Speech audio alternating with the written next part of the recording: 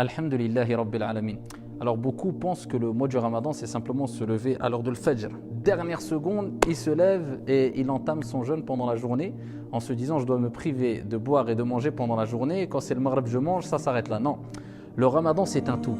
C'est avant le Fajr, c'est après le Fajr, c'est avant le Maghrib et c'est après le Maghrib. C'est-à-dire c'est un tout. Bien sûr qu'on s'abstient de boire et de manger entre le Fajr et le Maghrib.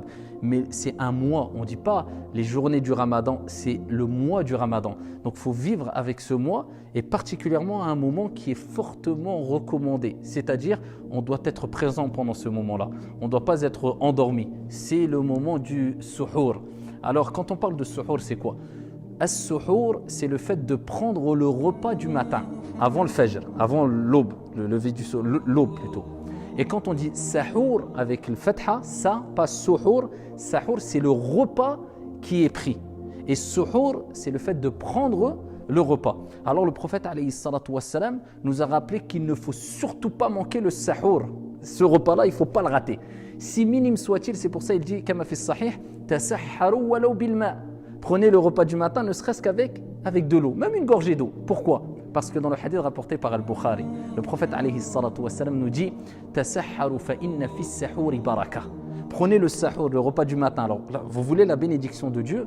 Eh bien, sa bénédiction, elle est entre autres dans le repas du matin. Il dit car dans ce repas-là, même si tu bois un peu d'eau, il y a une bénédiction. Il y a une bénédiction dans cette eau, il y a une bénédiction dans cette nourriture, c'est-à-dire dans le fait de boire l'eau et le fait de manger cette nourriture. Plus que cela, le prophète alayhi salatu wassalam fi sahih nous dit Inna Allaha wa malaikatahu yusalluna ala al-mutasahhirin. Allahumma ja'alna minhum. Allah ainsi que ses anges prient sur celles et ceux qui se lèvent le matin pour prendre le repas du matin.